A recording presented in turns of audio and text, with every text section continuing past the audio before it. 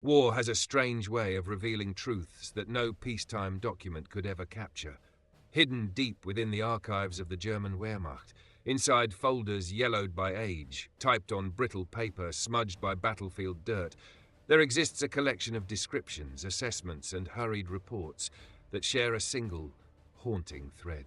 They speak of an enemy who fought differently, an enemy who shattered expectations, an enemy who refused the ordinary rhythms of warfare. Time and again, the same unsettling sentiment appeared. The Canadians fight like possessed men. They attack when no one else would. They do not fear casualties. They are the most dangerous infantry on the Western Front. These words were not written by propagandists.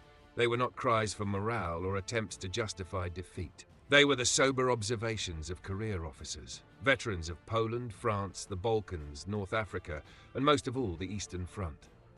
Men who believed they had already witnessed the worst horrors imaginable. And yet, when these same men faced the Canadian infantry, they sensed something profoundly different. This is where our story begins. Not on a battlefield, but in the cold, structured language of field intelligence summaries. It begins in bunkers where German officers bent over wooden desks, the dim glow of lanterns illuminating reports they did not want to believe.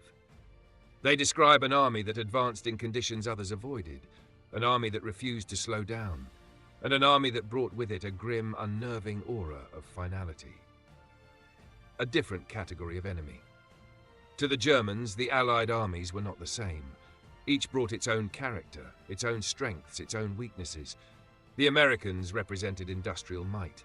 Their strength was everywhere, in their columns of Shermans, their endless stream of supplies, and the thunder of artillery that erased entire grid squares.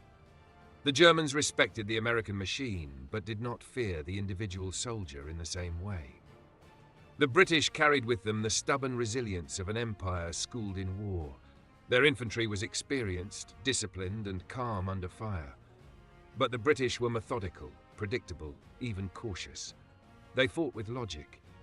The Canadians were something else entirely. German officers soon realized that facing Canadian infantry felt like facing a force that had memorized the rules of engagement and consciously chosen to break them. A Wehrmacht officer attached to the 352nd Infantry Division during the Normandy invasion wrote, "The Canadians attack as if they carry a private hatred. It is not strategic, it is personal." It was this sense of personal ferocity, this willingness to fight with a relentless forward motion, that unnerved the Germans more than soft factors like numbers or equipment. Because if the Americans were the hammer and the British were the shield, then the Canadians were something far more unpredictable. They were the storm no one saw coming. Why the fear was real, not myth. Fear on the battlefield is often psychological, inflated by rumor and repetition. But in the case of the Canadians, the German fear was earned through repeated experience. They had evidence, concrete, brutal evidence, of what happened to units that underestimated the Canadian infantry. German commanders noticed. Canadians attacked during storms when other armies halted. Canadians preferred close-quarters combat where individual resolve mattered more than numbers. Canadians continued assaults in darkness, refusing the natural pause of night. Canadians endured miserable terrain such as flooded fields and swamps that immobilized other forces. Canadians advanced even without supporting armor, in places tanks could not go. Whenever the Canadians were assigned to a mission, it was rarely one that could be solved with a clean, simple maneuver. It was, more often than not, the job no other Allied army wanted, and the Germans noticed. One officer from the 346th Infantry Division summarized the experience in a captured document. "When facing the Americans, we prepare for machines. When facing the British, we prepare for discipline. When facing the Canadians, we prepare for death." This was not rhetoric, it was a warning, a force shaped by its own history. To understand why German officers felt this way, we must look at Canada in the decades leading up to the war. Unlike nations with ancient military traditions, Canada entered both world wars with something to prove. Their soldiers were not conscripts forced into uniform. Many were volunteers, farmers, lumbermen, miners, trappers, men who spent their lives in wilderness and harsh climates. Their country was vast and unforgiving. Their upbringing forged a natural toughness that no training ground in Europe could fully replicate. British officers who supervised early Canadian training remarked frequently that Canadians absorbed combat lessons with unusual speed. They were self-reliant, physically durable, and comfortable with hardship. Where British recruits complained about mud and cold, Canadian soldiers barely noticed. Years before setting foot on the battlefields of Normandy or Italy, the Canadian divisions stationed in Britain drilled relentlessly. They hiked for miles through Scottish hills, trained in mock villages, learned urban combat, and practiced amphibious landings long before any invasion was planned. They were a force that entered battle fully formed, not one hastily assembled for a specific campaign. German officers admitted the truth privately. A recurring theme in German assessments was that Canadians displayed an unusual blend of British professionalism and American aggressiveness. As one Waffen-SS report phrased it, "The Canadians fight with the discipline of the British, but with the aggression of the Americans, and the recklessness of neither." This combination, discipline without exhaustion, aggression without naivete, created an infantry that was extremely dangerous to underestimate. On multiple occasions, German counterattacks that succeeded against British or American lines were shattered when they ran into Canadian positions. The Canadian habit of counterattacking immediately upon being struck, often with fixed bayonets, created the impression that they were waiting for close combat. The Germans prided themselves on being the finest infantry in Europe. But they also respected skill and ferocity in an opponent, especially when that opponent did not break. And the Canadians rarely broke. The beginning of a legend. By the time the Canadians landed on Juno Beach, their reputation had already begun to take shape, earned not through myth, but through the brutal arithmetic of combat. Attacks launched in impossible weather, close-quarters encounters that left German units stunned, and advancing through terrain that no sane commander would choose. This reputation would only grow as the war progressed. But its seeds were planted here, in the whispers inside German reports, the warnings passed along lines, and the unspoken admission that this small volunteer army from across the Atlantic was fundamentally different. As one German officer wrote, almost with resignation, "We do not fear their numbers. We fear their willingness." Section 2. A nation forged in silence and waiting. War does not simply create armies. Sometimes, armies are created long before war even begins. By landscapes, by culture, by identity, and by the long shadow of history. To understand why the German High Command came to dread the sight of Canadian infantry, we must travel back to the years before the first Canadian soldier ever set foot on a European battlefield. We must understand the nation that produced them, the circumstances that shaped their mindset, and the silent transformation that occurred across the Canadian homeland as the world edged toward conflict. Because the Canadian soldier of the Second World War was not an accident. He was the result of a country learning, across decades, how to define itself through hardship, sacrifice, and a quiet determination to be recognized not as a colony, nor as an auxiliary force, but as a nation equal to the great powers of the world. And that journey begins long before 1939. The weight of a previous war. Canada had already tasted the brutality of modern warfare on a scale unimaginable to most countries. During the First World War, Canadian troops earned a reputation so fierce that even their allies sometimes viewed them with a mix of admiration and apprehension. Vimy Ridge, Passchendaele, Amiens, the names still echo across history.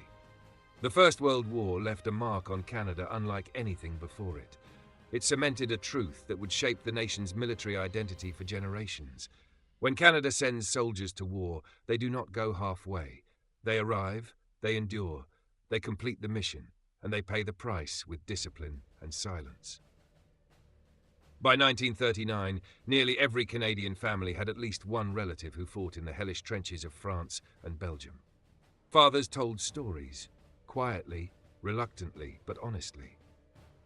Those stories did not vanish. They stayed alive around kitchen tables, around fireplaces, in small towns stretching from Nova Scotia to British Columbia. Many of the young men who would later storm Juno Beach or fight through the streets of Ortona grew up hearing tales of bravery, disaster, mud, blood, gas attacks, and the never-ending grind of trench warfare. They were raised not on glory, but on the understanding that war, once begun, must be finished completely. A senior British training officer who spent time with the Canadian Corps in 1941 wrote, "Their fathers taught them that half measures in war cost lives. Their sons learned it without question." This inheritance of seriousness, duty, and quiet resolve formed the backbone of the Canadian Army of the Second World War long before any training began. A volunteer force with something to prove. Unlike many nations entering the war, Canada's early soldiers were not conscripts. They were volunteers. Thousands upon thousands of them, teachers, fishermen, miners, railway workers, farmers, trappers, lumberjacks, and clerks, walked into recruiting offices almost as soon as war was declared. Not for glory, not for adventure, but because they felt Canada, their Canada, deserved a voice in the shaping of the world. There was also something else, something more personal. They wanted to prove themselves. Canadians of the 1930s did not see their nation as a global power. They knew Britain saw them as loyal dependents. They feared the Americans viewed them as polite neighbours, and the rest of the world scarcely thought of Canada at all. Canadian historian C.P. Stacey later wrote, "Canada entered the war not for conquest, but for identity." This sentiment flowed into the mindset of the soldiers. They were not fighting because they were forced. They were fighting because they wanted Canada's name to mean something. That subtle, burning desire made them different from the start. Years of waiting. An army tempered, not rushed. When Canada sent its 1st Division to Britain in late 1939, its soldiers expected rapid deployment. They imagined they would be thrown into the Blitz or into France alongside the British Expeditionary Force. But fate had other plans. France fell before the Canadians could be committed. Britain shifted into survival mode, and the Canadian troops, eager, motivated, ready, were left in limbo. Months turned into seasons. Seasons turned into years. All the while, the Canadians trained. They trained in rain, in ice, in fog, across Scottish moors and English countryside. They practiced amphibious landings on British beaches long before Dieppe or Normandy were conceived. They repeated urban combat drills until they could clear a house in seconds. They learned demolitions, map reading, night movement, bayonet combat, and coordinated assaults. Many Allied armies entered battle quickly, underprepared but necessary. The Canadians simmered. They hardened in silence. A British colonel who oversaw the 1st Canadian Army during winter training in 1942 remarked, "They are like a coiled spring. 2 years of waiting has compressed them into something extraordinarily potent." By the time they finally entered full-scale combat, they were one of the most intensely trained and physically conditioned infantry forces in the Allied world. And the Germans would feel the result of that waiting in every battle they fought against the Canadians. A landscape that produced resilience. Canada's geography is not kind. Its winters are brutal, its forests are vast, its distances are punishing. Its rural communities are rooted in survival, not convenience. Many Canadian soldiers came from environments where cold, isolation, and physical hardship were simply part of life. A British officer who trained with a Canadian regiment joked, "To them, Scotland felt warm." The harsh realities of Canadian life forged more than physical endurance. It forged mental endurance. In places like Newfoundland outports, the prairies, northern Quebec, rural Ontario, or the remote towns of British Columbia, complaining was not a cultural habit. You endured, you adapted, you got on with it. This translated seamlessly into battlefield conduct. Where other armies slowed down in rain, Canadians moved forward. Where other armies hesitated in mud, Canadians continued. Where other armies paused in freezing water, Canadians pushed through. The Scheldt estuary would showcase this resilience in ways the Germans never forgot, but those roots were planted long before 1944. A small army with unusually high standards. Canada's military planners understood something critical. A small army cannot afford mediocrity. The Canadian Army was not large compared to those of Britain, the United States, or the Soviet Union, but what it lacked in numbers, it made up for in quality. Its officers were carefully selected. Its non-commissioned officers were rigorously trained. Its infantry battalions were kept at high strength whenever possible, and its soldiers were expected to operate with initiative. This was not an assembly line army. It was an army of individuals capable of independent action, something the Germans respected and feared. A captured German intelligence report written by an Oberstleutnant after Sun stated, "Canadian soldiers think this makes them dangerous." The remark was simple but revealing. German officers were used to facing Soviet masses or American firepower. They were not used to facing small, tightly coordinated infantry groups that could adapt mid-battle. Canada's soldiers were not automated cogs. They were problem solvers. And a problem-solving soldier is far more dangerous than a well-equipped one. Bridging British discipline and American aggression. Perhaps the most distinctive feature of the Canadian infantry was the way it blended British military culture with American-style initiative. Canadian soldiers inherited British discipline, training methods, and tactical frameworks. But they possessed an American-like independence of thought, a willingness to improvise, and a comfort with taking risks. The result was a hybrid fighting force combining the best traits of its allies without fully resembling either. A veteran of the 12th SS Panzer Division described this unsettling mix after being captured in 1944.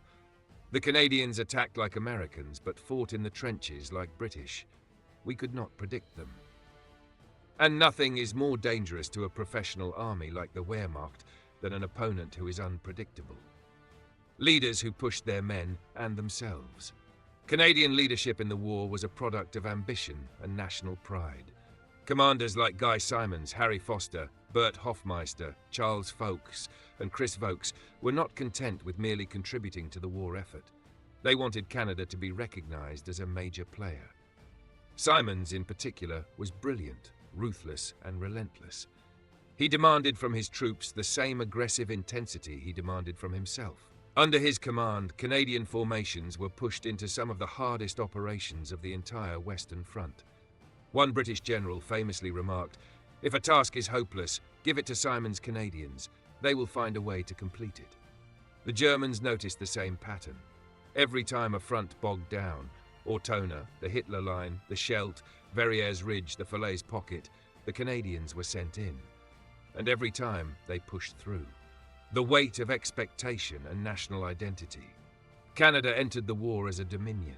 It hoped to exit the war as a nation. This desire infused Canadian soldiers with a motivation that cannot be taught on a parade square. It was a motivation to prove Canada's worth, to honour the legacy of 1917, and to show the world that the maple leaf was not a symbol of politeness, but a symbol of resolve. This hunger for recognition, combined with rigorous training, harsh upbringing, tight discipline, and individual initiative, created an infantry unlike any other Allied force. By 1943, long before the battles of Italy intensified or before the beaches of Normandy were stormed, the Canadians were already being talked about quietly among German officers. Not as a footnote, not as a curiosity, but as a warning, as something to watch, as something to prepare for, as something to fear. By the winter of 1943, an unusual whisper had begun to move through the lower and mid-level ranks of the German Wehrmacht. This whisper did not concern the Americans, nor the British, nor even the Soviets on the far side of Europe. It was a quieter fear, one that emerged only after direct experience, after close fighting, after cold nights, after failed attempts to halt a relentless advance. It was the realization that the Canadians fought differently. Not wildly, not carelessly, but with a measured intensity that rejected the unwritten rules of battle. To understand why this terrified the Germans, one must first understand those rules. The unwritten rhythms of war. Every army in the Second World War, German, British, American, Soviet, Italian, developed a certain rhythm on the battlefield, a predictable rise and fall of violence, a pattern that soldiers on both sides came to expect. There were moments of assault, moments of regrouping, moments of quiet, moments of waiting. Nightfall usually brought silence. Rain usually slowed everything. Mud brought operations to a standstill. Heavy casualties often forced a pause. But when the Germans began fighting the Canadians, they encountered a force that did not behave inside this rhythm. One officer of the 16th Luftwaffe Field Division wrote in a report later captured near the Seine River, "They move forward as if they hear a different drum. Their pauses are brief. Their retreats are rare. Their attacks arrive before we understand we are under attack." Unlike many Allied formations, the Canadians fought with a sense of continuity and momentum that refused the natural pace of war.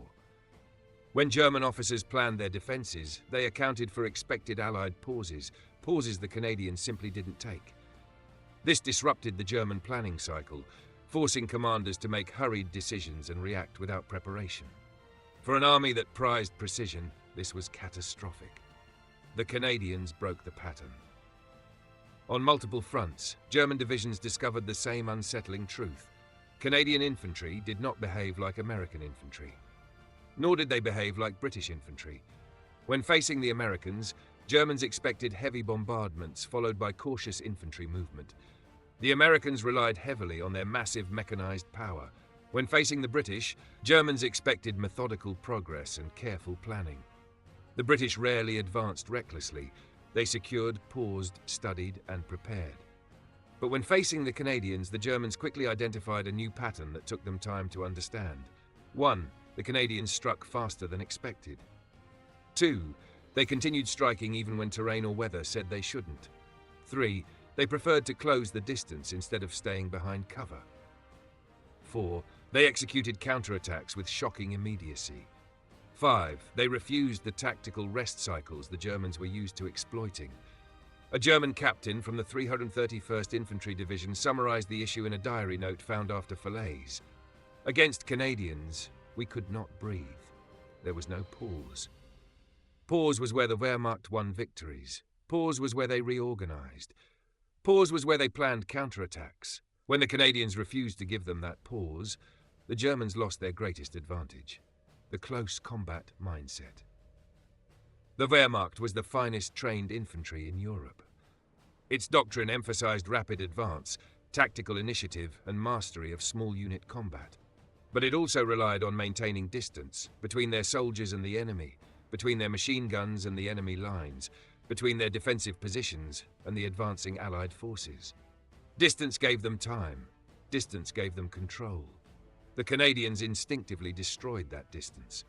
British historian Terry Kopp described it this way: Canadian infantry had the unnerving habit of always wanting to be closer. They closed with the enemy whenever possible, through forests, through mud, through shattered buildings, through hedgerows, through fog, through the dead of night. Their instinct was to push forward into the danger, not away from it. German NCOs noticed this early in Italy. Reports from the 1st Parachute Division noted that Canadian infantry preferred engagements under 100 meters. In several captured German communications from late 1943, Canadian attacks were described as sudden, aggressive, personal, silent until the last moment, intended to break will, not lines. A troubling pattern emerged. The Canadians treated warfare not as a contest of firepower, but as a contest of resolve. And the Germans, who prided themselves on being Europe's toughest soldiers, found themselves rattled. The intensity of Canadian counterattacks. One of the defining traits of the Canadian Army was its refusal to accept a setback as final. When a Canadian unit was pushed back or even temporarily disrupted, German officers expected the usual Allied reaction: reorganize, call for artillery, wait for instructions. Instead, Canadian platoons counterattacked almost immediately. A German officer from the 90th Panzer Grenadier Division wrote, "We could not enjoy success for longer than a minute. The Canadians always counterattacked before we could prepare." This behavior created a psychological shock. Every time a German company pushed forward, they risked being hit by a sudden, violent surge of Canadian infantry armed with rifles, bayonets, Sten guns, and grenades. The counterattacks were not sloppy. They were coordinated, often involving flanking maneuvers or sudden charges that broke the momentum of German assault forces. It became a running complaint in German reports: they do not stop, not even after heavy losses. This refusal to yield ground, this instant determination to reclaim it, made Canadian positions far harder to overrun than their size or armament suggested. The weather did not exist for them. Perhaps the most striking observation the Germans made was that the Canadians seemed immune to weather. Where other armies halted because of rain, mud, cold, snow, fog, storms, the Canadians did not. In Italy, they advanced in freezing rain so heavy that German units assumed all attacks would be postponed. In Normandy, They pushed through thick hedgerow mud that bogged down other Allied divisions.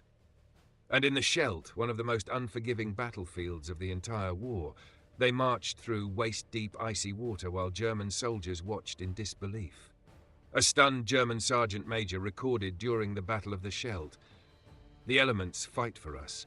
Against the Canadians, even the elements are defeated." Nature was supposed to be the German ally. For the Canadians, nature became fuel. Every storm that grounded American aircraft, every flood that slowed British armor, every icy wind that froze German fingers solid, the Canadians turned into psychological weapons. The worse the weather became, the more likely it was that the Canadians were advancing. The structural difference, when elite became standard. It is important to understand that the Canadian infantry was not considered a special forces entity. They were not commandos, they were not paratroopers, they were not hand-picked super soldiers, they were regular infantry. And yet, their mindset and their combat performance frequently matched and often exceeded those of elite German formations. Why? Because the Canadian army was structured differently, highly trained before battle, motivated by national identity, led by ambitious and aggressive commanders, not worn down by years of attrition, filled with volunteers rather than reluctant conscripts, held to British tactical standards, but adopting American-style initiative. To German officers, this created a paradox. The Canadians fought like a small elite force, but there were thousands of them. Unlike German elite formations like the Fallschirmjäger or Panzerlehr, the Canadian divisions did not exhaust themselves after a few months. They maintained their intensity.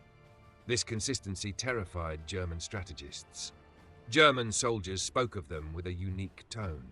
When German prisoners were interrogated, they typically spoke neutrally about American and British forces. They mentioned equipment, artillery, and tactics. But when they spoke of the Canadians, the tone changed. Even when translating their comments, Allied intelligence officers noted differences in wording, emotion, and pacing. There was less talk of strategy, more talk of behavior. One soldier from the 272nd Infantry Division said, "The Canadians do not behave like other troops. They continue to press even when logic says they should stop." Another described them as Schlachtenmänner, battle men, men who carry battle inside them. A paratrooper from the 1st Fallschirmjäger Division told intelligence officers in 1944, "They attack in rain, at night, in cold, when the ground is too soft for tanks and when the water is too high for boots. They should not attack, and that is exactly when they do." To German frontline infantry, the Canadians were a constant reminder that victory depended not only on tactics, but on will, and the Canadians had will in abundance. The fear became institutional. What began as whispers in the trenches eventually reached the higher command structures. Canadian divisions became a known variable, one with a set of dangerous constants. They attacked quickly. They attacked aggressively. They attacked when others wouldn't. They attacked in conditions that made no sense. They attacked even after heavy casualties. They counterattacked ferociously. They adapted faster than expected. They closed the distance rapidly. And worst of all, they finished what they started. When German commanders received intelligence that Canadian forces were being moved into a sector, it changed their planning. Reserve units were placed differently. Artillery positions were shifted. Medical teams were put on alert. Morale dipped. This happened in Italy. It happened in Normandy. It happened in Belgium. It happened in the Netherlands. And by late 1944, Canadian forces had become, in the eyes of the German military, a specialized hammer used by the Allies to break impossibly strong positions. Everywhere the fighting was hardest, the Canadians were sent. And everywhere the Canadians were sent, the Germans braced themselves. In war, darkness is supposed to level the field. It is supposed to stop momentum, slow operations, disrupt communications, and force even the most determined commanders to rethink their plans. Night is unpredictable, dangerous, and full of unseen variables. For most armies of the Second World War, nightfall was an unspoken agreement, a signal to halt, regroup, dig in, and prepare for what daylight would bring. But for the Canadians, the night was something entirely different. It was an ally, a weapon, a doorway through which they could strike with speed and ferocity. And it was at night that German soldiers learned a truth they rarely admitted openly. If the Canadians disappeared into darkness, they were not retreating. They were coming. The psychology of darkness. Darkness has always played a unique role in warfare. For German troops raised on doctrines of precision and synchronized operations, night was a natural pause, an opportunity to re-establish order, repair equipment, reposition units, and catch their breath. The Wehrmacht relied on visibility, on coordination, on clearly defined fields of fire, on structured attack patterns. Night stripped away the tactical advantages of a mechanized and highly coordinated army. It introduced variables that could not be calculated or controlled. Most Allied armies shared similar caution. The British rarely attacked at night unless conditions were perfect. The Americans tended to hold positions until artillery and air support could once again play their decisive roles. Even German elite formations hesitated to push aggressively in complete darkness unless they had overwhelming superiority. But the Canadians? They thrived in it. A German report captured outside Ortona describes the moment Canadian troops broke through a position at 2 a.m. They came without sound until they were upon us. We lost the initiative instantly. It felt as if the night itself had moved. For soldiers accustomed to fighting in predictable cycles, this was deeply unsettling. The Canadian relationship with the night. To understand why the Canadians embraced night operations so effectively, we must once again look to the environment that forged them. Canada is a land of immense forests, endless winter nights, and harsh, sparsely populated regions. Many Canadian soldiers grew up hunting, logging, fishing, or navigating remote landscapes where nightfall was not an enemy, but a familiar companion. They were comfortable moving quietly through brush and trees. They were used to navigating low visibility. They were accustomed to long periods of silence and stillness. When British officers trained the Canadians in Scotland and England, they remarked at how calm and natural the Canadian troops were during night exercises. While other soldiers grew tense or anxious, Canadians treated night maneuvers as simply another phase of training. A British major supervising joint exercises in 1942 wrote, "For many of them, this is not training. It is simply what the wilderness made them." This background translated into battlefield behavior that German troops did not know how to counter. The ghosts of Ortona. Ortona is often remembered for its brutal street-to-street and house-to-house fighting, but what is rarely emphasized is how much of the battle's psychological impact occurred during the night. German paratroopers, battle-hardened elites, were among the finest infantry in Hitler's army. They excelled in defensive warfare and were masters of sniper tactics, ambushes, and urban combat. And yet, during interrogations, many of them admitted that the Canadians' night activity was unlike anything they had previously faced. Canadian soldiers would slip between collapsed buildings, move through alleys, crawl through rubble, and approach German strongpoints silently. They learned to navigate Ortona's maze-like architecture so well that German troops began to describe them as shadows passing between the stones. One paratrooper remarked, "We were prepared to fight any army in daylight, but these men used the night like a blade." In multiple instances, German positions that had survived heavy bombardment fell quickly after nightfall. The reason was simple. The Canadians used darkness not as cover for retreat, but as a shield for advance. Night raids often involved silent movement toward German positions, coordinated infiltration from multiple angles, the use of knives, bayonets, and grenades, rapid, violent assaults at extremely close range. The Germans believed these tactics were an attempt to bypass their fortified positions. In reality, they were the natural extension of an army unafraid of the most dangerous moments of a battle. The silence before the steel. Canadian night attacks were rarely loud, chaotic charges. They were built on silence. Silence was the signal. Silence preceded every storm. German defenders often described hearing nothing. Not footsteps, not talking, not metal, not breathing, until the Canadians were within meters of their lines. A junior officer from the 90th Panzer Grenadier Division stated, "You do not hear the Canadians coming, you feel them coming." This sense of impending violence without warning had a substantial psychological impact. While the Wehrmacht prided itself on discipline, its soldiers were not immune to fear, particularly fear of the unknown, particularly fear of the dark. The night belonged to knives. Perhaps the most disturbing element of Canadian night operations was their reliance on close personal weapons. While other armies used night attacks to secure better positions for morning assaults, Canadians used night attacks to overwhelm, confuse, and annihilate. German survivors spoke frequently of knives used in silence, bayonets cutting through gaps in rubble, grenades dropped through windows, sudden bursts of Sten gun fire at point-blank range. One German sergeant captured in late 1943 described a Canadian night attack during the Moro River fighting. They were in the room before we knew the door was open. Another from the 26th Panzer Division described hearing a whisper and the sound of metal cutting cloth before his platoon was overrun. These were not isolated moments, they were a pattern, and patterns breed fear. Night attacks in the Normandy hedgerows. Normandy introduced the world to a new kind of combat, the hedgerow war. Thick vegetation, narrow lanes, hidden machine gun nests, and close-quarters ambushes turned every field into a deadly puzzle box. At night, this terrain became even more dangerous. Visibility dropped to zero. Sound bounced unpredictably off the hedges. Units became isolated easily. Most Allied divisions limited their night maneuvers. Most, but not the Canadians.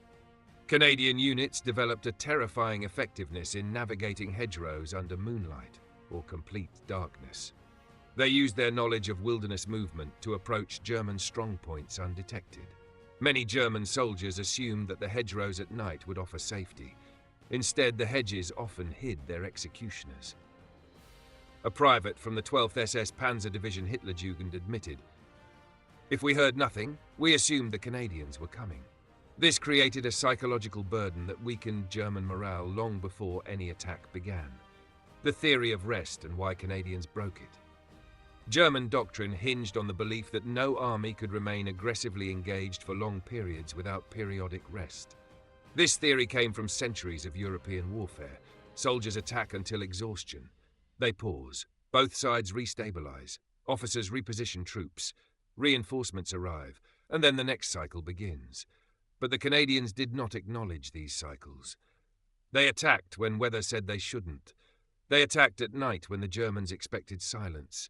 They pressed forward even after absorbing losses that would force other divisions to halt. A Canadian regiment might fight all day, then vanish into the hedges or rubble, only to reappear at 3 a.m., launching a raid before dawn. For German officers, this was unnatural, unpredictable, dangerous. A colonel of the 277th Infantry Division summarized the issue after the battle for Sion. They refused exhaustion. They refused darkness. They refused fear. How do you defend against men who refuse everything? The effect on German morale. Over time, encountering the Canadians at night became a source of dread among German units. Morale reports reveal increased anxiety during Canadian movements, spikes in desertion or unauthorized withdrawal reluctance to hold forward positions at night, refusal to patrol after sundown, calls for reinforcements, even without actual attacks. One German lieutenant noted in exasperation, "If the Canadians were in our sector, no one slept." This lack of rest had a compounding effect. German units became mentally degraded, their defensive efficiency plummeted, their cohesion weakened. The Canadians were not just winning battles, they were winning the nights between them. The true power of fear. Fear is often harder to quantify than casualties or territory gained, but its influence on the battlefield can be decisive. The Canadians understood, consciously or not, the psychological value of unpredictability and aggression. German soldiers described seeing shadows and flinching, hearing wind, and assuming it was movement, mistaking their own unit's noise for infiltration, firing prematurely because they believed the Canadians were already among them. Fear makes an army inefficient. Fear wastes ammunition. Fear shortens sleep. Fear undermines discipline. By using the night, the Canadians weaponized fear itself, a very different kind of soldier. Night fighting requires patience, silence, discipline, physical endurance, courage, strong NCO leadership, trust within small units. The Canadians had all of these traits. They were comfortable in darkness. They were trained extensively in infiltration tactics. They were physically robust and mentally accustomed to hardship. They had officers who encouraged initiative. They had NCOs who led from the front. And above all, they had the will to advance when others waited.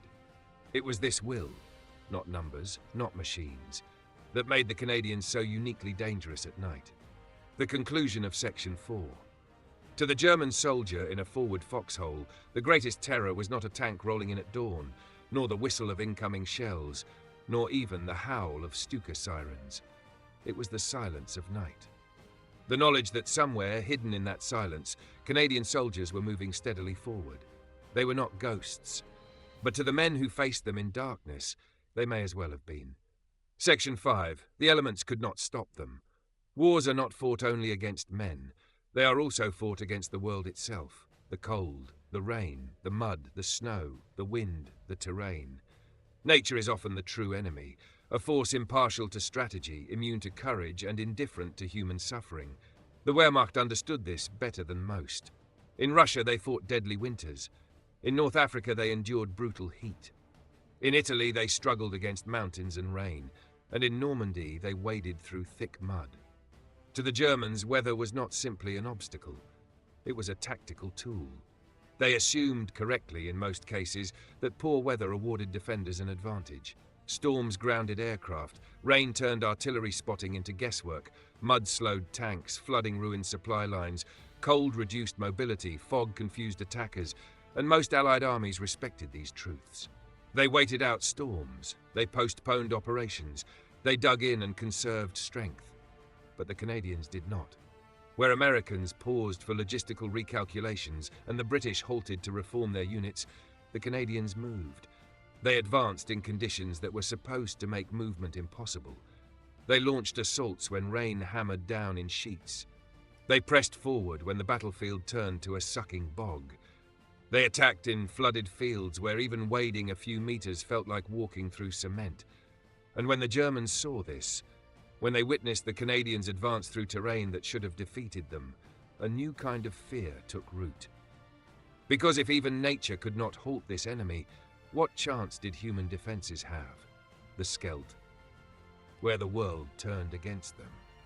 Nowhere was this relationship between the Canadians and the elements more evident than in the Scheldt Estuary campaign, a battlefield so miserable, so unnatural, that German officers believed it would break any attacking force. The Scheldt was not simply difficult terrain. It was an environment actively hostile to human life. Imagine a battlefield where the ground is drenched by tides, the earth is flooded waist deep, there is no cover except water, the wind never stops, the cold slices through uniforms, movement is exhausting, every step risks drowning in mud, visibility is ruined by rain and fog. This was the Scheldt. A drowned landscape of reclaimed polders, mud flats, broken dikes, salt marshes, and waterlogged fields. The Germans believed the terrain itself would destroy attackers before German bullets did, but they were wrong. The Canadian March into Hell. When the Canadian First Army was assigned the task of clearing the Scheldt, officers from the Wehrmacht headquarters reportedly reacted with a mixture of relief and dark humor. Clearing the Scheldt seemed suicidal. Even Hitler privately dismissed the idea that the Allies would attempt it in autumn. One German colonel wrote, "The land is the greatest defender. No man can attack through this." But then the Canadians came. They marched through fields where the water reached their chests. They crossed causeways swept by machine gun fire. They advanced under storms that grounded aircraft for days at a time. They moved through tides that rose and fell unpredictably. German soldiers stationed along the estuary were stunned. A sergeant from the 245th Infantry Division wrote in disbelief, "We watched them advance through floodwaters that would drown a man. We thought they were mad." They weren't mad. They were determined, and determination can defeat even the elements. Why the Canadians endured what others could not. Canadian endurance in terrible weather was not a coincidence. It was woven into their upbringing, their training, and their national character. 1. Many were built for the cold. Canada's climate is notoriously harsh. Many soldiers, particularly those from the prairies, the Maritimes, and the northern provinces, had grown up enduring. Freezing winters, sudden storms, icy winds, long treks through snow, outdoor labor in cold conditions. Weather that would break morale in other armies simply felt like home. A German major captured during the Scheldt offensive admitted, "For us, the weather was an enemy. For them, it seemed to be nothing at all." Number 2. Canadian Army training included extreme conditions. Years of training in Britain meant endless exercises in rain, frost, fog, and mud. The Canadians practiced river crossings, swamp movement, and winter warfare to a degree that many Allied units had not. British instructors joked, "They complain only when the sun comes out." 3. Mental resilience was their secret weapon. Where weather drained morale from other units, Canadians possessed an uncanny ability to push through discomfort. This was not bravado, it was cultural conditioning. They had expectations of hardship. Hardship did not surprise them. It did not intimidate them. And in war, the army least affected by discomfort gains a tremendous advantage. 4. Their officers refused to let weather shape the war. Canadian commanders, particularly General Guy Simons, believed that weather should never dictate initiative. Simons planned operations that relied on pushing forward through storms precisely because the Germans would not expect it. This gave Canadian attacks a built-in element of surprise. Where Germans saw impossible terrain, Simons saw an opportunity to hit an unprepared enemy.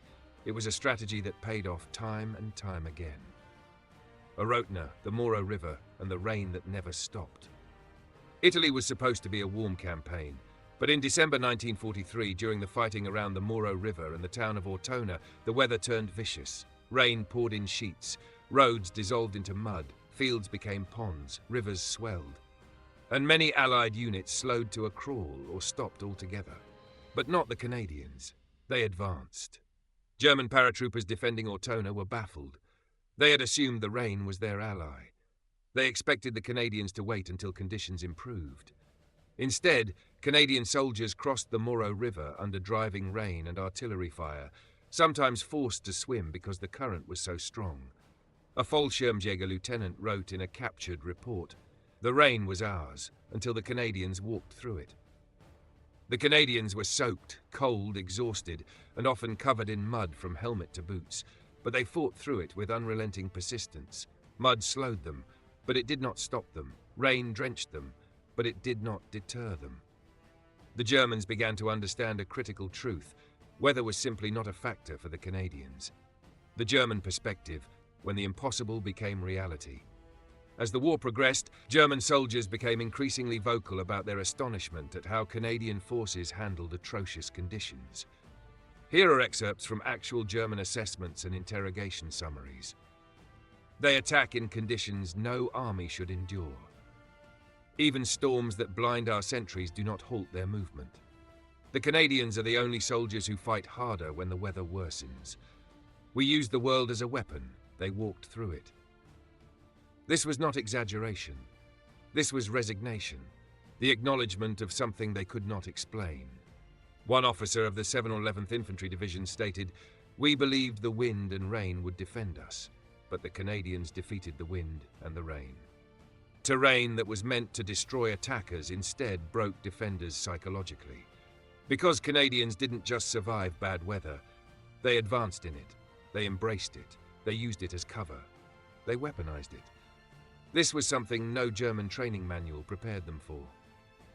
Juno Beach, where the sea itself tried to stop them. D-Day is often remembered for the carnage at Omaha Beach, but the Canadian landing at Juno Beach was equally brutal. A rising tide nearly swallowed their landing craft. Waves slammed into their boats, pushing them off course. Seawater flooded weapons, mines ripped holes in the beach, machine guns tore through the first wave. The Germans believed the conditions were too chaotic for any advance. They were wrong. Despite the rough sea, despite the late landing, despite heavy losses, the Canadians advanced farther inland on D-Day than any other Allied force. A German machine gunner from the 716th Infantry Division later told interrogators, "We thought the sea would destroy them, but they came out of it like creatures from another world." This is a recurring theme. When nature fought against the Canadians, they fought back harder. The elements as a tactical opportunity. While other commanders viewed storms, mud, and darkness as obstacles, Canadian officers saw them as opportunities. This was not recklessness, it was calculated. Bad weather offered reduced visibility, reduced enemy artillery accuracy, grounded Luftwaffe aircraft, weakened German morale, disrupted German communications, concealment for Canadian movement. In other words, bad weather diminished the strengths of the Germans, while amplifying the strengths of the Canadians. So the Canadians did what logic dictated. They attacked when weather gave them the advantage, even if that advantage required enduring conditions few armies would accept. No sanctuary in the storm. The German fear becomes real. Germans fighting in the Scheldt, Italy, and Normandy gradually realized that weather offered no sanctuary. A storm meant nothing. Rain meant nothing. Mud meant nothing.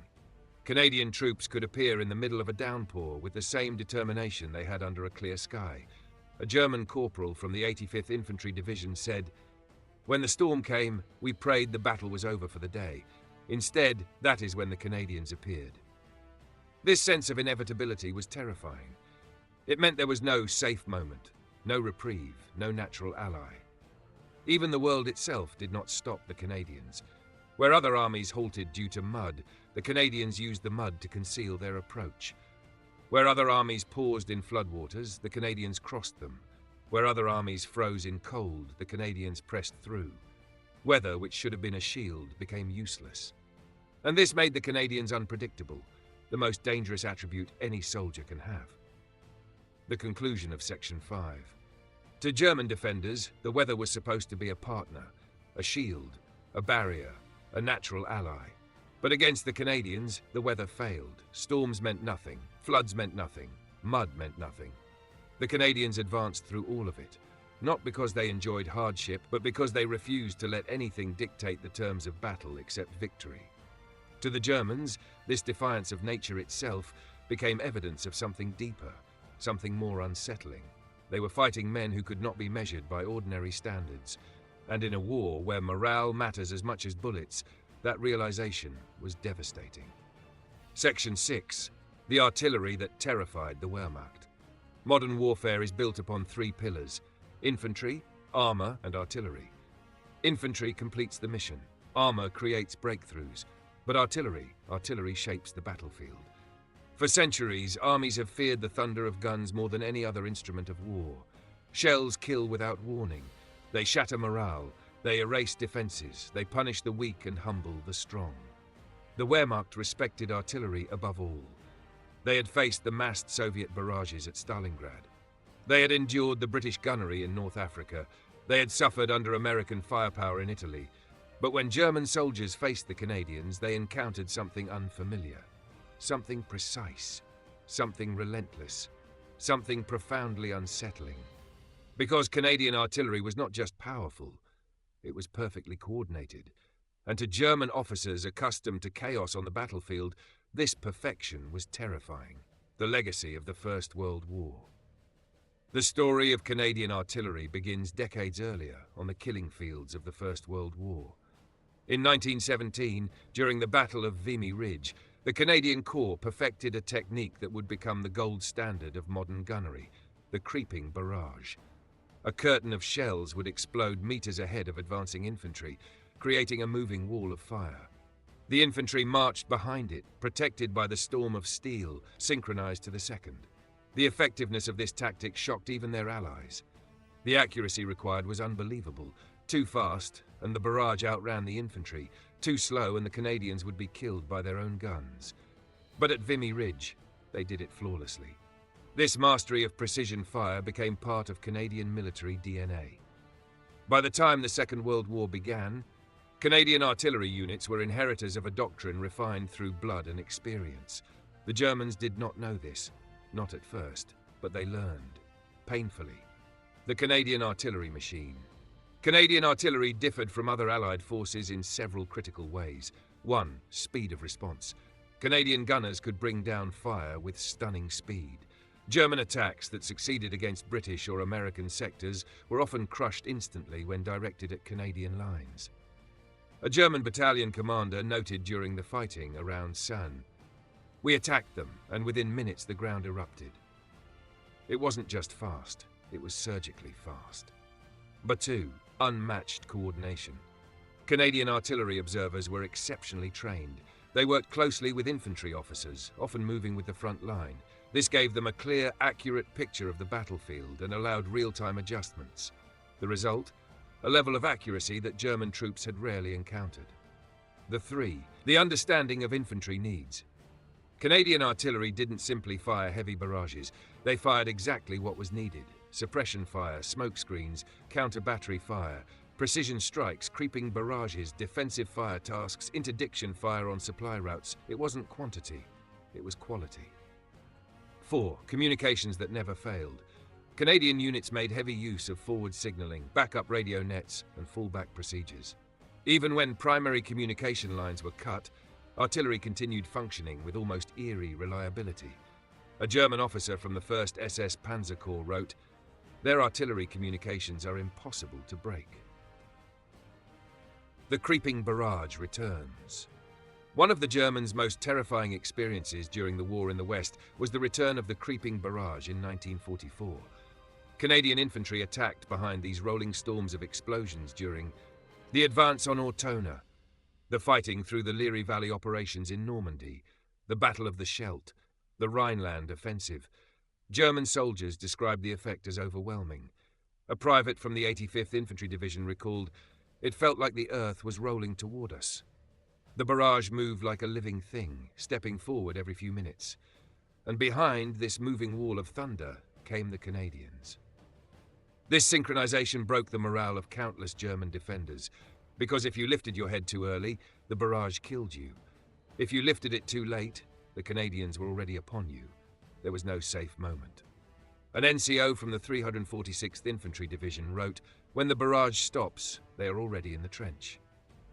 Counter-battery fire, the true nightmare. If the creeping barrage was terrifying, the Canadian mastery of counter-battery fire was devastating. Counter-battery fire is artillery directed at enemy artillery. Destroying guns eliminates the enemy's ability to resist. It's among the most difficult tasks in modern warfare, requiring perfect spotting, instant communication, rapid calculation, accurate firing, precise coordination. Canadian artillery units excelled in all of these. They could locate German batteries within minutes. They could silence them within hours. German observers were shocked by how quickly their guns came under fire.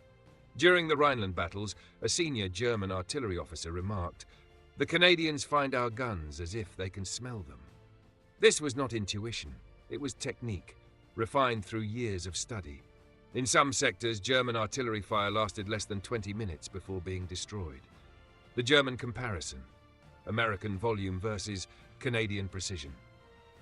The Germans viewed American artillery as overwhelming. The Americans fired more shells than any army in history. Their logistics were unmatched. Their barrages were earth-shaking. But German officers often added a qualification: the American fire is powerful. The Canadian fire is accurate. Accuracy was more frightening than quantity, because accuracy meant death could find you anywhere, even in cover. One German gun crew near the Hochwald described Canadian counter-battery fire: "We moved our guns 3 times in one night. Each time they found us." This level of precision destroyed not only equipment but morale. When you cannot hide, you cannot rest. When you cannot rest, you cannot fight. The sound of doom. German soldiers often described Canadian artillery in emotional, almost poetic terms, unusual for military reports.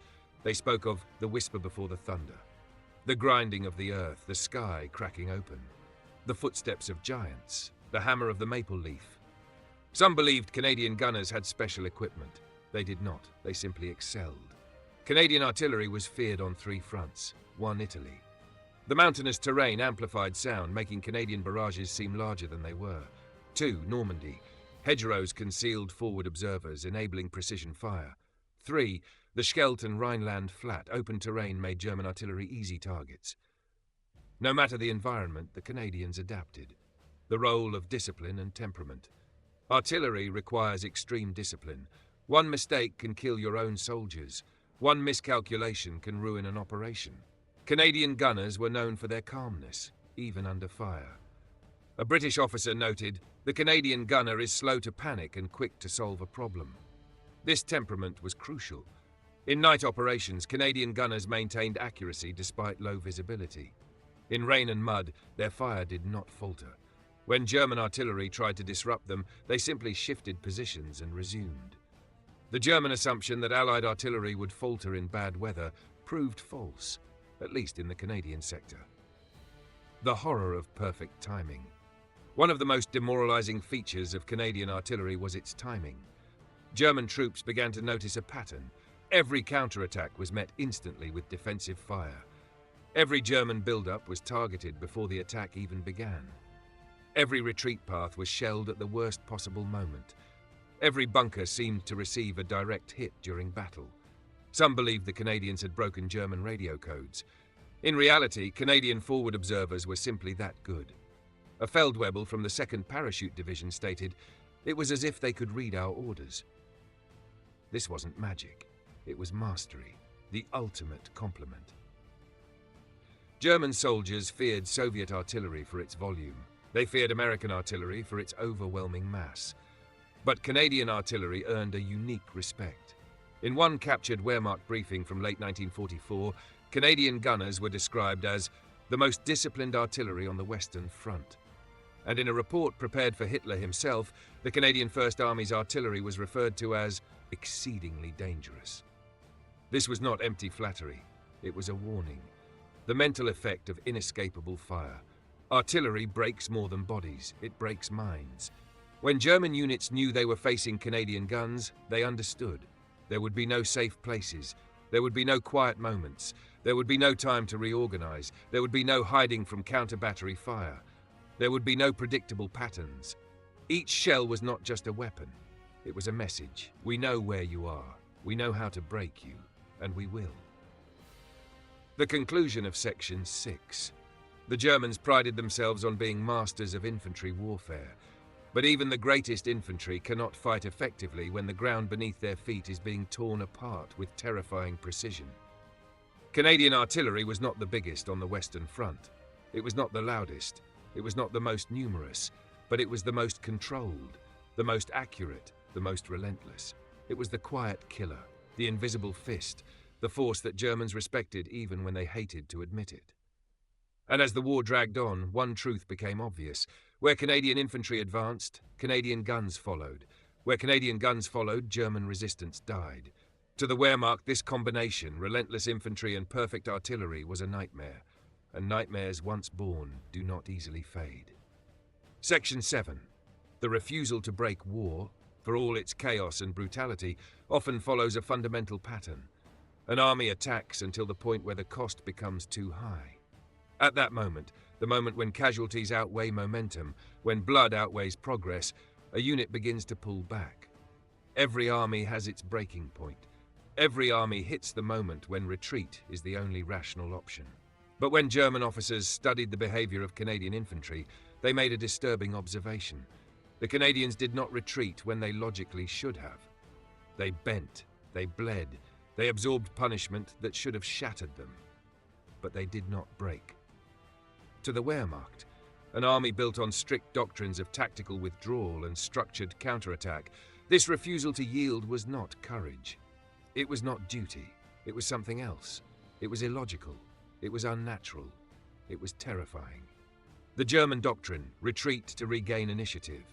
The Wehrmacht believed strongly in tactical withdrawal, pulling back from impossible positions so they could regroup and counterattack later. This was not cowardice. It was doctrine. It was smart. It preserved strength. Fallschirmjäger units, Panzer Grenadiers, mountain troops, all of them practiced retreat as an art form. They knew when to fall back, how to fall back, and how far. But when they faced the Canadians, the doctrine failed. The Canadians did not give them the breathing room required for a proper withdrawal. They pressed forward instantly. They counterattacked relentlessly. They stood their ground in situations where most units would evacuate. The Germans learned there was no rhythm, no predictable moment of collapse. A captain from the 272nd Infantry Division summarized it bluntly. The Canadians do not acknowledge their breaking point. Verrières Ridge, where logic said stop, but the Canadians did not. Perhaps nowhere was this more evident than at Verrières Ridge in Normandy. A brutal, grinding, almost suicidal series of assaults against one of the most heavily defended positions in the Sarne sector. German forces holding the ridge included elements of the 1st SS Panzer Division, the 12th SS Panzer Division, the 272nd Infantry Division, remnants of the Panzer Lehr Division, veteran machine gun companies, anti-tank screens, dug-in infantry supported by Tigers and Panthers. By all measures, The ridge was a fortress. Canadian units, including the Black Watch, the Calgary Highlanders and the Royal Hamilton Light Infantry, were thrown into repeated attacks against near-impossible odds. The Germans expected the Canadians to break, to collapse, to pull back like any rational force would. They did not. Even when entire companies were reduced to platoons, even when tanks were burning across the wheat fields, even when machine guns tore apart ranks as they advanced, even when casualties mounted by the minute, they kept coming. A German officer describing the assaults wrote, "They attack as if they are ordered not to survive." This was not accurate, of course. No Canadian commander ordered suicidal charges. But to the German defenders, watching wave after wave of Canadian infantry advance through fields scythed by MG-42 fire, there was no other explanation. The cost of this refusal, Canadian divisions paid horrific prices for refusing to break. Battalions that landed at full strength in Normandy were sometimes reduced to one-third their numbers within weeks. Company commanders died at alarming rates. Platoons were often led by corporals and privates after officers fell. In some regiments, casualty rates exceeded those of any Allied force in the West. Yet even under unbearable strain, Canadian lines held. They did not crumble as the Germans expected. A survivor from the 85th Infantry Division said, "We hit them with everything. They did not move." The Germans began to see Canadian positions as immovable objects. And once a reputation like that takes root, it spreads. Ortona and the art of not giving in. In the Italian town of Ortona, Canadian troops faced some of the toughest urban fighters of the war, German paratroopers. These Fallschirmjäger were elite. They were trained, experienced and ruthless, and they were masters of defense. They fought from fortified houses, sniper nests, basements, tunnels and rubble. They used booby traps, improvised explosives, machine gun nests and interlocking kill zones. Against most attackers, German paratroopers could break an assault with sheer discipline. But against the Canadians, something else happened. The Canadians would be knocked back momentarily, only to regroup and press forward again. If one street was blocked by machine gun fire, they blasted through walls. If a building was too fortified, they collapsed it on top of the defenders. Even when movement seemed impossible, the Canadians refused to yield. A German paratrooper later wrote, "They fought like men who did not understand the meaning of the word impossible." This refusal to admit defeat, to slow down, to stop, even in a town turned into a slaughterhouse, reinforced a fear among German units. You could delay the Canadians, you could hurt them, but you could not break them. The SS discovers the truth. The Waffen-SS, particularly the 12th SS Panzer Division Hitlerjugend, fought Canadian forces extensively in Normandy. These were not ordinary troops, they were fanatics. They were trained to die rather than withdraw. They were commanded by hardened Eastern Front veterans, and even they noticed something disturbing. The Canadians matched their ferocity, not in ideology, not in fanaticism, but in sheer will. After the SS executed Canadian prisoners in Normandy, particularly at the Abbey Ardennes, something inside Canadian units hardened. They no longer viewed the battle in strategic terms. It became personal. The SS had expected their brutality to intimidate. Instead, it did the opposite. A German officer captured after the Falaise pocket admitted, "We feared the Canadians more after Ardennes. They fought like men whose hearts were on fire." This fire, this emotional drive, was something the Germans were not prepared for. They had faced fanatics on the Eastern Front, yes, but the Canadians were not fanatics. They were disciplined, logical and trained. Yet beneath that discipline was something the SS could not calculate. They fought with anger. Controlled, focused anger. And anger is a terrible weapon. The failure of the Gegenangriff. German doctrine relied heavily on the Gegenangriff, the counterattack. When enemy forces took a position, German units would immediately strike back, often retaking lost ground within minutes or hours. This doctrine worked well against most Allied forces, but not against the Canadians. Why? Because when Canadians took a position, they held it with ferocity that surprised even their allies. A German major operating near the Leopold Canal reported, "Their grip is iron." Canadian engineers, infantry and machine gun crews created improvised defensive zones within minutes. Canadian artillery responded instantly to counterattacks. Canadian officers were quick to reposition reserves. German counterattacks smashed themselves against this iron grip, time and time again. The soldier who won't back down is the most dangerous soldier of all. German officers repeatedly noted a simple, disturbing truth. Canadian soldiers did not behave as if they were afraid to die. They weren't reckless, they weren't careless, they valued their lives, but they valued victory more. A lieutenant from the 276th Infantry Division said, "They fight with the intensity of men who have already accepted the price." To the Germans, this willingness to endure suffering created enormous pressure, because an enemy who refuses to break forces you to break. And the Wehrmacht, overstretched, undersupplied and battered by years of war, was reaching its psychological limits. Facing a force that refused to collapse was not simply frustrating, it was demoralizing. The German perspective, an army of immovable men. Wehrmacht morale reports from 1944 to 1945 show a consistent trend. German units losing confidence when facing Canadians, increased requests for reinforcements, complaints that counterattacks were futile, fear that Canadians never stopped coming, descriptions of Canadian positions as unyielding, admissions that Canadians fought to the last. One particularly revealing report stated, "They are not supermen, but they will not give up." This makes them as dangerous as any elite force. And that is perhaps the most important distinction. The Canadians were not superhuman. They suffered, they feared, they bled. But they mastered one trait that determines the outcome of every war, the ability to suffer without collapsing. And an army that can suffer without breaking is an army destined to win. The conclusion of Section 7. To the German commanders watching their maps turn red with Canadian advances, the pattern became undeniable. You could kill them, you could wound them, you could delay them, but you could not break them. This refusal, this iron will, disrupted German doctrine, broke German counterattacks, shattered German morale, and created one of the most terrifying reputations in the Western theatre. The Canadians will not retreat. The Canadians will not stop. The Canadians will finish the fight. And for the first time in the war, the Germans faced an enemy whose determination mirrored their own, but whose cause, resources, and position were far stronger. This realization would haunt them in the battles still to come. Section 8. When war became personal. Most soldiers fight because they have been told to fight.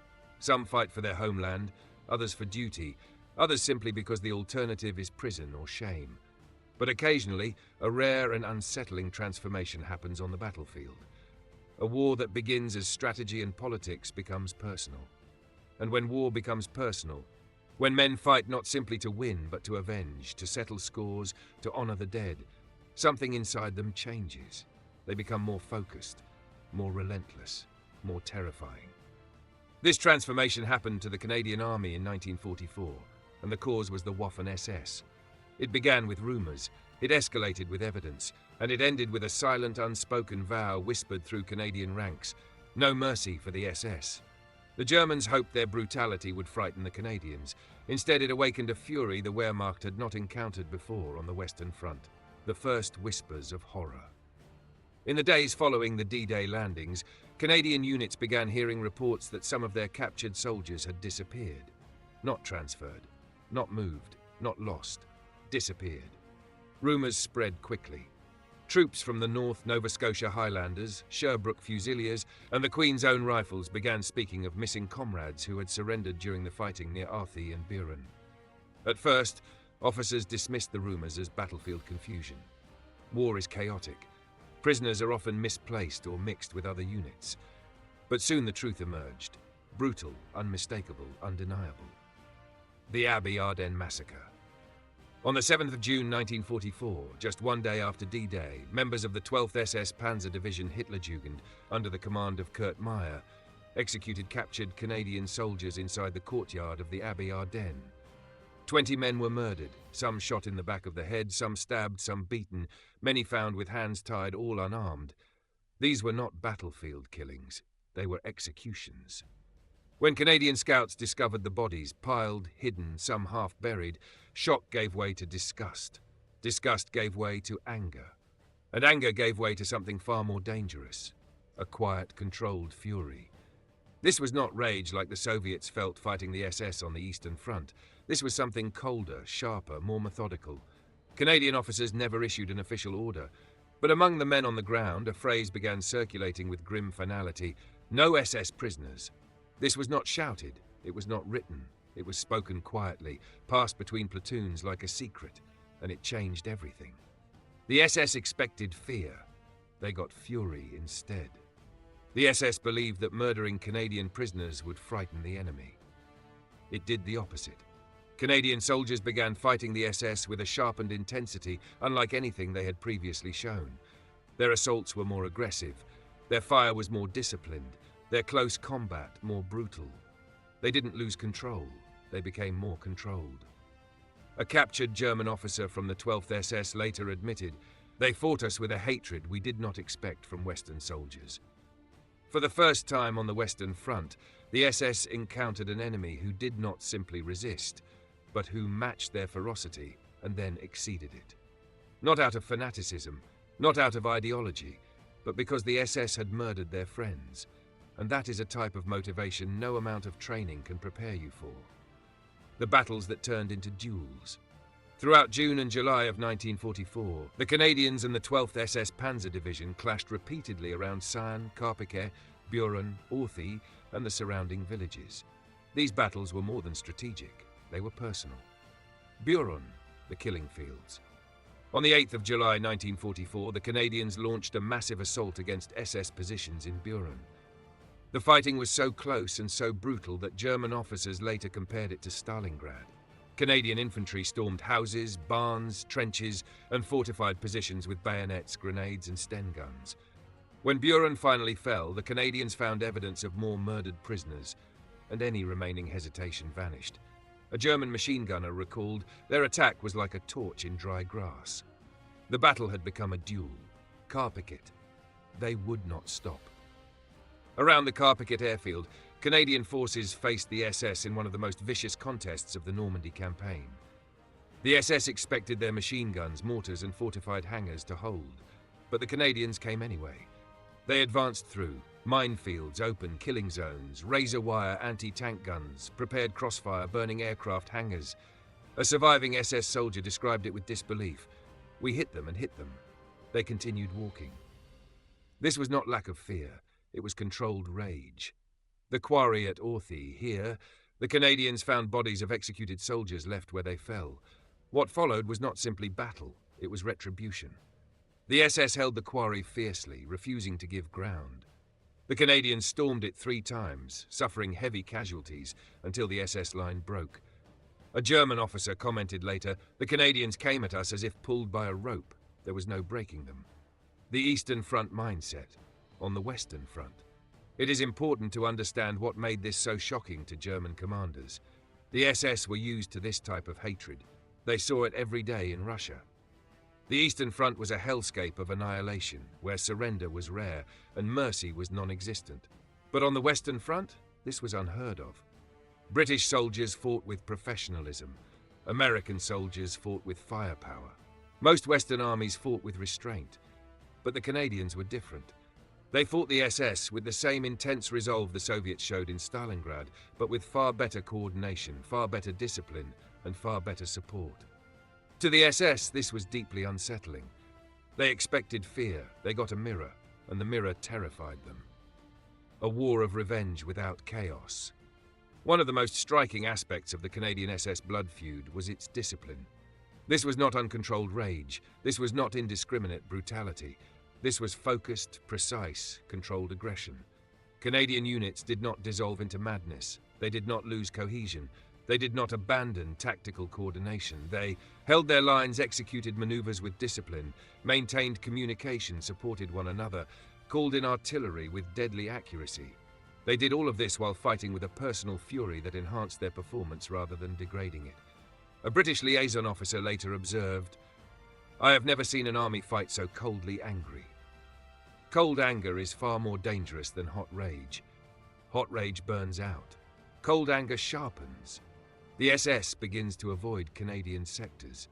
By late July 1944, intelligence reports showed a disturbing trend among SS commanders. They preferred facing American and British units over the Canadians. This was not cowardice. This was calculation. The Canadians advanced faster, counterattacked harder, held ground, longer, endured more, killed more, showed no fear, showed no mercy. In one intercepted communication, an SS battalion commander complained, "Against the Canadians, casualties are too high. They give no quarter. We prefer the British or Americans." This was a staggering admission. The Waffen-SS, designed as Hitler's elite, forged in blood, loyal unto death, feared fighting the Canadians. The Battle of the Falaise Pocket, the final collision. In August 1944, the Canadians and SS met for the final catastrophic confrontation in the Falaise Pocket. The battlefield was a nightmare. Burning villages, destroyed armor, thousands of corpses, choking smoke, shattered roads, constant artillery chaos everywhere. Inside this collapsing pocket, the SS fought with desperation. Many believed escape was impossible. Others believed surrender would mean execution. Between the SS and survival stood the Canadians. What followed was one of the most brutal closing actions on the Western Front. Canadian units fought through. Fanatical counterattacks, suicide charges, hidden anti-tank guns, snipers in every direction, ambushes among the orchards, machine gun nests beneath ruined barns. The SS fought like doomed men. The Canadians fought like men, determined to finish the job. Every meter was paid for in blood, but the Canadians kept advancing. A German commander trapped inside the pocket wrote in his final report, "The Canadians are everywhere. They attack without exhaustion. They are the anvil that crushes us." This was not metaphor. It was fact. The Canadians closed the pocket. They sealed it. They ended the German presence in Normandy. The feud that began at the Abbey Ardennes ended here, with the destruction of the divisions responsible. Aftermath. The respect no one spoke of. After the war, German officers rarely admitted fear, but in private letters, memoirs, and interviews decades later, the truth appeared again and again. They respected the Canadians. They feared them, not because of their numbers, not because of their equipment, not because of their tanks, because of their will. A former SS Unterscharführer wrote in 1978, "The Canadians fought us like we were their personal enemy. The intensity was shocking." And another, in a quiet admission, "They were the only Western soldiers we feared." The conclusion of Section 8. The Waffen-SS believed themselves to be the most feared soldiers in Europe. But on the fields, orchards, hedgerows, and ruined villages of Normandy, they met an enemy who did not flinch. An enemy who fought with precision. An enemy who fought with discipline. An enemy who fought with anger. An enemy who refused to surrender. An enemy who refused to retreat. An enemy who refused to forget the murdered men in the Abbey Ardennes. The Canadians did not fear the SS. The SS feared the Canadians. Because once war becomes personal, once the blood of comrades cries out for justice, there is no turning back. And the SS learned, too late, that the quiet, polite nation across the ocean had warriors who fought like avenging ghosts, violent in purpose, unbreakable in resolve, cold in their fury, and impossible to stop. Section 9. The Three Crucibles. Every army has its proving grounds, places where reputation is forged, where identity crystallizes, where the world learns what a fighting force is truly made of. For the Canadians, there were 3 such crucibles. Ortona, a medieval maze turned into a house-by-house slaughterhouse. The Scheldt, a drowned landscape where the world itself tried to kill them. Normandy, a storm of steel where the Canadians fought the Wehrmacht and the SS at their strongest. These 3 battles defined not only the Canadian reputation, but the German fear. Because in these places, Germans saw the Canadians perform the impossible. 3 times, in 3 different environments, under 3 different sets of impossible conditions. These crucibles broke divisions, crushed morale, destroyed elite units, and shifted the balance of the Western Front. And in each of them, Canadians were not simply participants. They were the ones called when others failed. They were the ones sent to do the work no one else volunteered for. They were the ones expected to break the unbreakable. And they did. Ortona, Little Stalingrad. The nightmare begins. In December 1943, the 1st Canadian Infantry Division approached the Adriatic town of Ortona, a picturesque medieval jewel perched above the coast of Italy. But what awaited them was not beauty, it was horror. The Germans defending Ortona were not ordinary soldiers. They were paratroopers of the elite 1st Fallschirmjäger Division, veterans of Crete, Russia, and North Africa. They were experts in defensive warfare, masters of sniping, infiltration, and brutal close combat. The Germans had transformed the town into a fortress. Streets were mined, houses were fortified, alleys were booby-trapped, squares were covered by interlocking machine guns, entire buildings were rigged to collapse on attackers. The Canadians expected resistance. They did not expect hell. A battle fought room by room. Urban combat is the most psychologically draining form of war. You do not see the enemy. You hear them. You feel them. You sense them. A shadow behind a window, a whisper behind a doorway. Silence. Then a grenade. Ortona became a nightmare of close-quarter fighting unlike anything the Canadians had ever experienced. Germans fought from cellars, attics, behind stone columns, through holes blasted into walls, carefully constructed sniper nests, tunnels beneath houses. The Canadians responded with innovation. Mouse-holing. The Canadian solution to a German problem. Moving through streets meant instant death. So the Canadians developed a new tactic, mouse-holing. They blasted holes through the walls of houses using Piat's explosives, grenades, even tank shells. Then they moved through the houses rather than along the streets. A German paratrooper later said it was like fighting ghosts in the walls. Canadian infantry would blow a hole in a wall, throw in grenades, storm the room, clear it with bayonets and Sten guns, move to the next room, repeat. It was slow. It was brutal. It was effective. There were no front lines. Every room was a battlefield. Every staircase was a death trap. Every doorway was a gamble. The cost of victory. The Canadians suffered terrible casualties. Battalions were reduced to fragments. Some platoons lost half their men in a single building. But they refused to break. And after 8 days of savage fighting, Ortona fell. German survivors later admitted, "We could not stop them. Every building we lost, they took with blood." The Germans left the ruins behind. The Canadians left a reputation that would follow them through the rest of the war. Sixth, the Scheldt, the swamp of death. The land where nothing should live. If Ortona was a labyrinth of stone, the Scheldt was the opposite, an open, drowned, desolate wasteland. After the liberation of Antwerp, its port was useless until the Germans holding the Scheldt estuary were destroyed. The battlefield was a nightmare.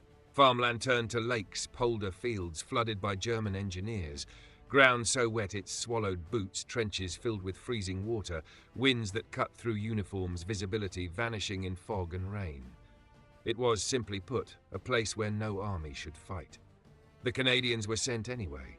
British armoured units could not operate there. American divisions were committed elsewhere. Other Allied formations lacked the training or the endurance for such a mission. So the task fell to the Canadians. They understood immediately that they were not just fighting the Germans. They were fighting the sea, the wind, the mud, the tides, the cold, the geography and time. Everything was against them. The Germans' confidence and their mistake. German commanders believed the terrain itself would defeat any attacker. One German major wrote, "The land will protect us better than our rifles." He was wrong. Because where the land tried to kill the Canadians, they pushed forward. They waded through waist-deep water. They crossed causeways under machine gun fire. They dug trenches into muck that collapsed every hour. They fought in rain so heavy it drowned sound, and they moved, steadily, ruthlessly, without pause. The Walcheren Causeway, the Bridge of Death. The Walcheren Causeway, a narrow strip of land linking the mainland to the island of Walcheren, became the site of one of the most infamous engagements of the Canadian war effort. The causeway was 40 meters wide, fully exposed mined, ranged by artillery, covered by German MG-42s. Crossing it was madness. So the Canadians crossed it. They attacked across the causeway without cover, without armor, without protection, and they did it anyway. German soldiers could not believe what they were seeing. A force willingly entering a killing zone with no flanking options. But the Canadians understood the stakes. The Scheldt had to be cleared or Antwerp would remain useless. The entire Allied advance depended on it, so they endured the impossible. The island of Walcheren, a drowned fortress. After breaching the causeway, the Canadians fought through Walcheren, where the Germans had flooded the land even further. The Canadians waded through. Submerged fields, tides that shifted hourly, deep mud that trapped men like quicksand, drowning zones created by the Germans. A German officer later wrote, "We expected the flooding to break them. Instead, it broke us." The Scheldt became a graveyard, not only for soldiers but for any belief that the Canadians could be stopped by terrain. The strategic result. Clearing the Scheldt opened the port of Antwerp, the critical supply artery that allowed the Allies to continue the war into 1945. Without the Canadians, the Allied advance would have stalled. Without the Canadians, the Western Front might have collapsed into logistical failure. The Scheldt was where the Canadians proved that they could not only fight, but endure, and the Germans never forgot it. 3. Normandy, the blood price of victory. The Canadians land. On June 6, 1944, the 3rd Canadian Infantry Division and attached units landed on Juno Beach. The sea was rough. The tide was rising. German defences were intact. Casualties were immediate. But despite these obstacles, the Canadians advanced farther inland on D-Day than any other Allied force. This was only the beginning. The war inside the hedgerows. The hedgerow country of Normandy turned the land into a maze of death. Every hedgerow was a fortress.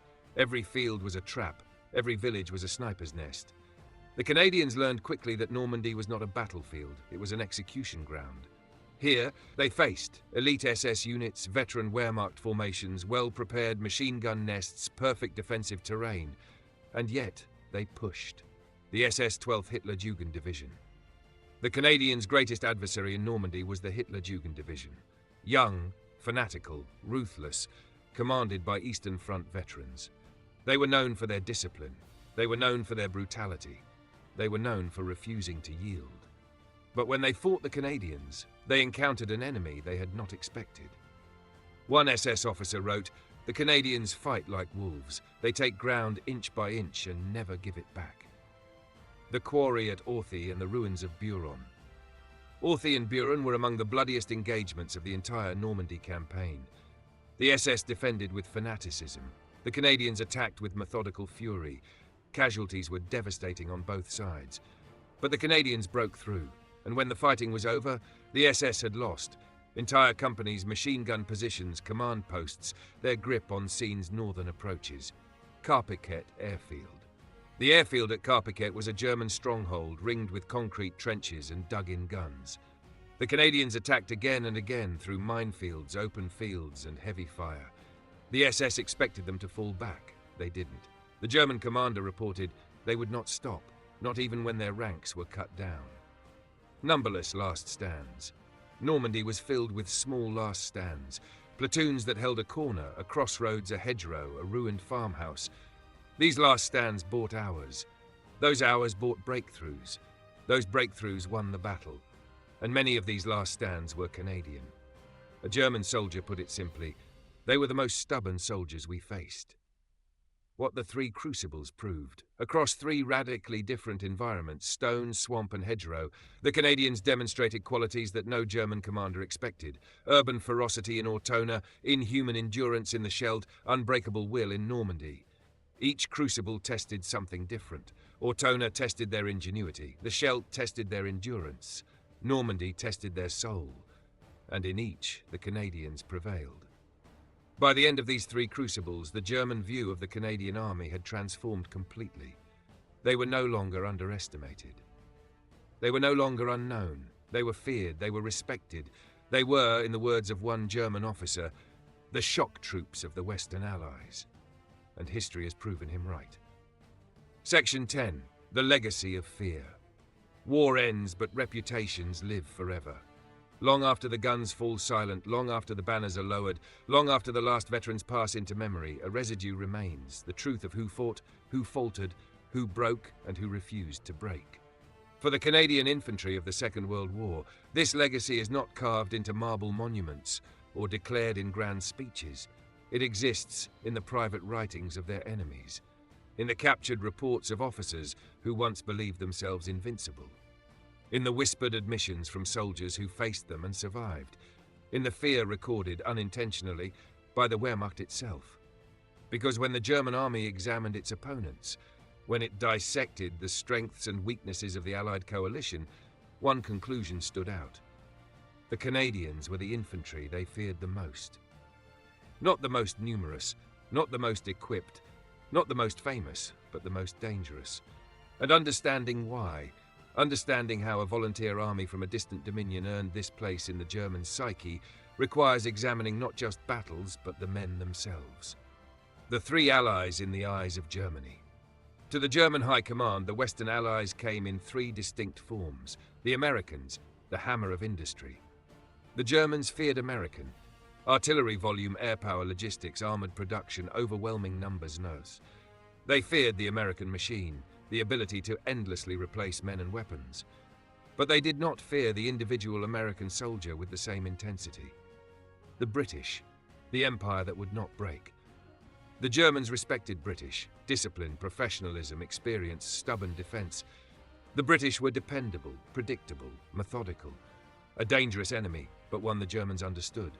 The Canadians, the wild card. The Canadians did not fit the German categories.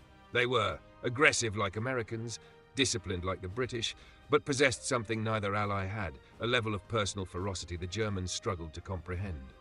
German officers repeatedly wrote that Canadians did not pause, did not break, did not retreat when logic demanded it, did not fear night fighting, did not fear bad weather, did not fear close combat, did not fear the SS. They were, in the words of German commander, a dangerous mixture of training and fury. And this mixture made them unpredictable, the most frightening enemy of all. The Canadian soldier, a profile of a different kind of fighter. What made the Canadian infantryman different? The Germans, often with reluctant admiration, identified several factors. One, they were almost all volunteers. Unlike the US Army, swollen by a massive draft, Canada's army remained largely volunteer-based for most of the war. Volunteers fight differently. They chose to be there. They chose the risk. They chose the sacrifice. A German intelligence summary stated, "Their morale is higher than other Allied infantry."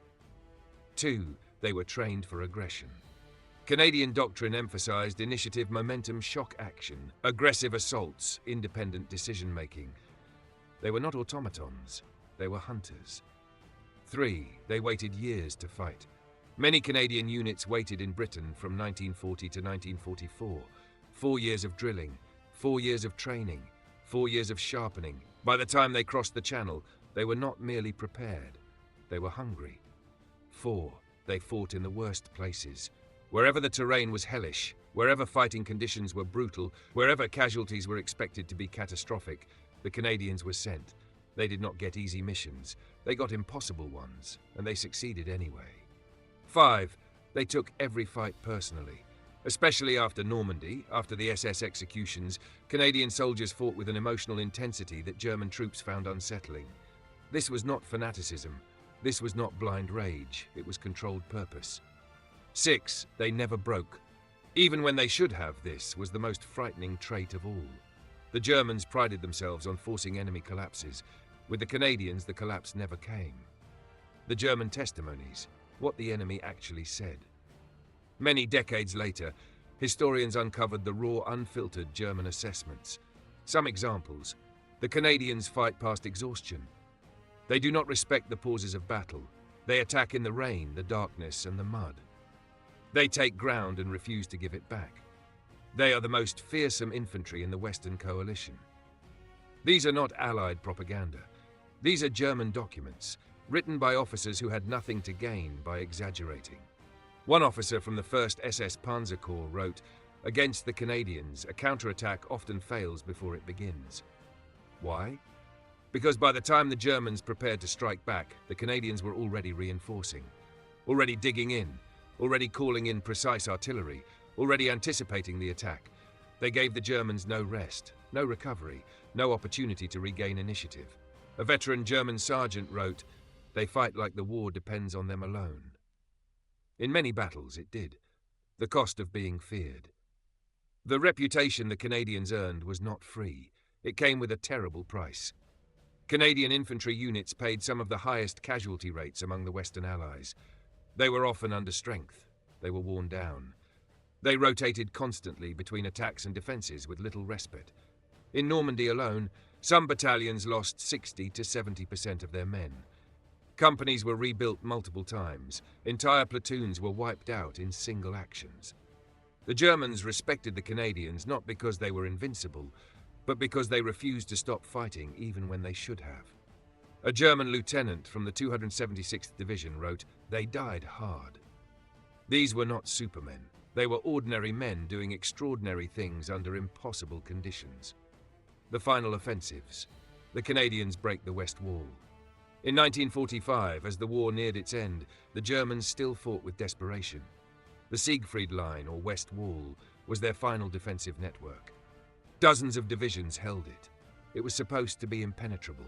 Yet in sector after sector, Canadian forces smashed through. Hochwald Gap, Gok, the Rhineland forests, the fortified towns along the Rhine. Canadian infantry, supported by flawless artillery, broke fortified positions the Germans believed impenetrable. A report from Army Group H stated, "Resistance against the Canadian First Army is unsustainable." Even in the final days, when the Reich was collapsing and morale across the Wehrmacht was disintegrating, the Germans still recognized one truth. The Canadians fought as hard in 1945 as they had in 1944. No exhaustion, no slowing, no mercy. To face them in the final weeks felt like facing an army that refused to admit the war was already won. The final German admission. As Germany collapsed, one final, haunting report circulated among retreating units. It came from an officer of the 346th Infantry Division, written during the Rhineland battles, and it summarized, perhaps better than any historian ever will, how the Germans viewed the Canadians. When the Americans attack, we call for artillery. When the British attack, we call for reserves. But when the Canadians attack, we know the battle is over. This was not intended for Allied eyes. It was a completely honest internal operational judgment. It is the ultimate proof of how deeply Canadian infantry carved fear into the German consciousness. The legacy. In the decades after the war, the world slowly forgot the ferocity of Canadian forces. Canada became known as a peacekeeping nation, polite, diplomatic, calm. But beneath that modern image lies a truth forged in Ortona, the Scheldt Normandy, the Hochwald Carpiquet, Verrières Ridge, Buron Authie, the Falaise Pocket, a truth the Germans never forgot. A truth written in blood and fire. The Canadians were the shock troops of the Western Front. They were the soldiers sent where others failed. They were the hammer that shattered the hardest German positions. They were the spearhead that broke fortified lines. They were the enemy the Germans feared above all other Allied infantry. Not because they had more tanks, not because they had more guns, not because they had more soldiers, but because they fought with a combination of discipline, aggression, precision, ingenuity, endurance, controlled fury, and refusal to surrender that was unmatched. The Germans learned this too late. History must not forget it again.